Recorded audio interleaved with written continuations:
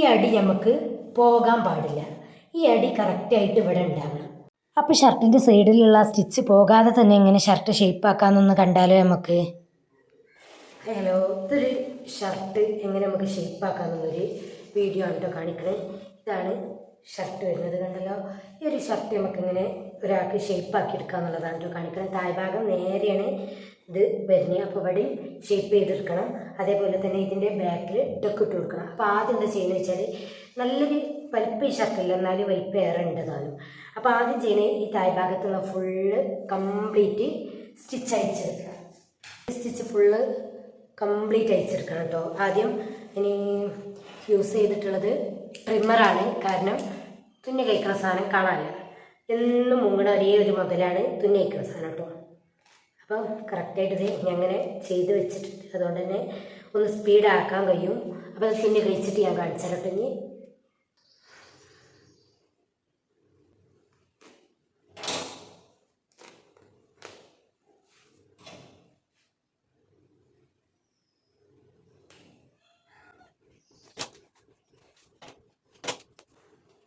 അപ്പോൾ ഇത് full complete നമ്മൾ കഴിച്ച് കഴിഞ്ഞിട്ടുണ്ട് കേട്ടോ. ഇനിയുള്ളൊരു ലേസ് കൂടി ഉണ്ടല്ലോ. ഇത് ഫുള്ള് കംപ്ലീറ്റ് കഴിഞ്ഞ് ഇനി ഇതൊന്ന് അയൺ ചെയ്തെടുക്കണം കേട്ടോ. ഫുള്ളൊന്ന് അയൺ ചെയ്തെടുക്കണം. അപ്പം ഇനി അയൺ ചെയ്തെടുത്തിട്ട് കാണേ.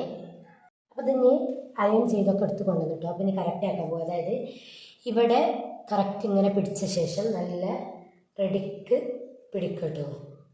കറക്റ്റായിട്ട് ക്ലോത്ത് വരുന്ന പോലെ പിടിച്ചിട്ട് ഇങ്ങനെ ഇടുക. ഇതിപ്പം ബാക്കും ഫ്രണ്ടും ഒരേ ലെവലിലേക്ക് നമ്മളിങ്ങനെ വെച്ച് കൊടുക്കുകയാണ് കേട്ടോ ചെയ്തിട്ടുള്ളത്. ഇനി എന്താ ചെയ്യണമെന്ന് വെച്ചാൽ, ഇതും കൃത്യമായിട്ട് ഇങ്ങനെ മടക്കുന്നതിന് പകരം അങ്ങനെ മടക്കിയാൽ മതി, പക്ഷേ അങ്ങനെ ചെയ്യണില്ല കേട്ടോ. പകരം ഇതുപോലെ ഇട്ട ശേഷം ഞാനൊന്ന് ഷേപ്പ് ചെയ്തെടുക്കുകയാണ്. അതെങ്ങനെ വരണമെന്ന് വെച്ചാൽ, ഇവിടെ നിന്ന് ഇങ്ങനെ ഈ ഒരു സ്പേസിക്ക് നമുക്ക് ഷേപ്പ് വരണം. ഷേപ്പ് വരുന്നത് ഈ ഒരു ഇവിടുന്ന് ഇങ്ങനെ ഈ ഷേപ്പ് ഈ ലെങ്ത്തും നമ്മൾ കുറക്കൂല. അതായത് ബാക്കിൽ നടുഭാഗവും ഇവിടെ ലെങ്ത്ത് കുറക്കൂല. ഷേപ്പ് ഇവിടെ മാത്രമാണ് ലേസ് ഒന്ന് കയറ്റി കൊടുക്കട്ടോ, അതൊന്ന് ആ ഷേപ്പ് കിട്ടാൻ. അപ്പോൾ ഒരു 1.25 ഇഞ്ച് നമ്മൾ ഇവിടെ ഇങ്ങനെ കയറ്റിയത്. എന്നിട്ട് കറക്റ്റായിട്ട് ഇത് കയറ്റിയത് എവിടെയെന്ന് വെച്ചാൽ, ഇത്രയും സ്റ്റിച്ച് തയ്യൽ തുമ്പ് ഉണ്ടായിരുന്നു. അപ്പോൾ ആ തയ്യൽ തുമ്പിലോട്ടാണ് കയറ്റിയത്. എന്നിട്ട് പതുക്കനെ ഇവിടെ നിന്ന് ഇങ്ങനെ കറക്റ്റായിട്ട് ഇങ്ങോട്ട് വരച്ചിട്ടുണ്ട് കേട്ടോ.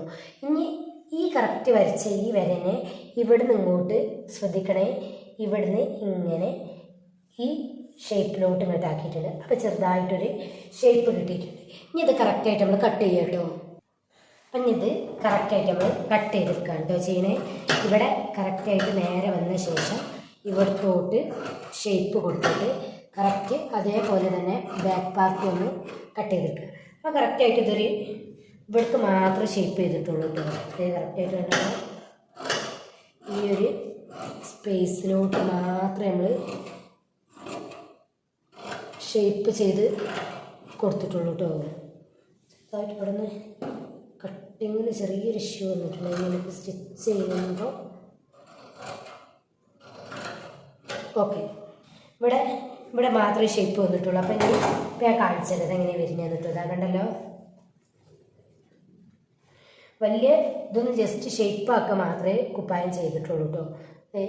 കണ്ടല്ലോ, ഇങ്ങനെ ഫ്രണ്ടിലോട്ടൊരു ഷേപ്പ് ഇങ്ങനെ ഒന്ന് ഇവിടേക്ക് ഇങ്ങനെ ജസ്റ്റ് ഒന്ന് കയറി നിൽക്കുന്ന രൂപത്തിൽ കേട്ടോ. രണ്ട് സൈഡും ഒന്ന് കയറി നിൽക്കുന്ന രൂപത്തിൽ ഷേപ്പ് കൊടുക്കുക മാത്രമാണ് ചെയ്തിട്ടുള്ളത്. ഇനി കറക്റ്റായിട്ട് വേണമെങ്കിൽ വെച്ച് കാണിച്ചു തരാം. ഇത് കണ്ടല്ലോ, ഇങ്ങനെയാണ് കേട്ടോ വരിക.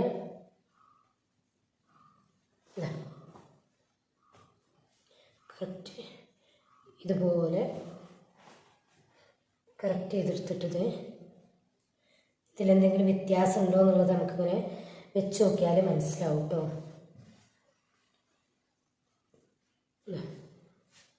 ഇങ്ങനെ നമ്മൾ കൃത്യമായിട്ട് വെച്ച് നോക്കിയിട്ട് തന്നെ ഒന്ന് റെഡിയാക്കി കൊടുക്കാം.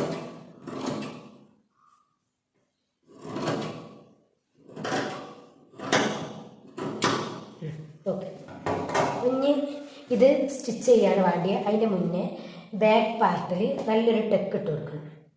അല്ലെങ്കിൽ ഇതൊന്ന് പിടിച്ചടിച്ചത്. ഇനി എങ്ങനെ അടിക്കാറില്ല. ഈ അടി ഇവിടെ കാണുക, ഈ അടി നമുക്ക് പോകാൻ പാടില്ല.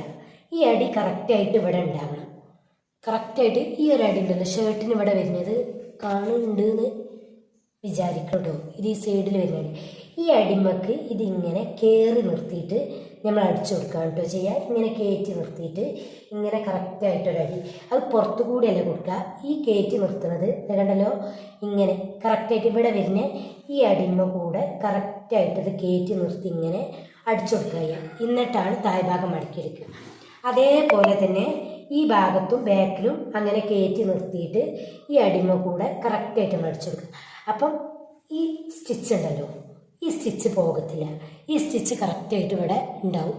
അപ്പം ഞാൻ അങ്ങനെ കയറ്റി നിർത്തി അടിച്ചിട്ട് വരട്ടെ. എങ്ങനെ പിടിച്ചെന്ന് പറഞ്ഞാൽ അതാ ഇപ്പം ഇത് നിൽക്കണ പോലെ ഇങ്ങനെ ഈ അടിമ കൂടെയാണ് അടി വരേണ്ടത്. ഇങ്ങനെ ജസ്റ്റ് ഒന്ന് മടക്കി പിടിച്ച് എന്നിട്ട് കറക്റ്റായിട്ട് ഈ അടിമ കൂടെ ഇങ്ങനെ കറക്റ്റായിട്ട് അടിച്ചിട്ട് ആ അടി അടിച്ചുമ്പോൾ ഈ അടി ഉണ്ടല്ലോ ഇങ്ങനെ മറിഞ്ഞ് നിൽക്കണ ഈ അടി ഇതിവിടെ കൃത്യമായിട്ട് വരും. നമുക്കിവിടെ സ്റ്റിച്ച് ചെയ്തതെന്ന് അറിയാൻ കഴിയില്ല.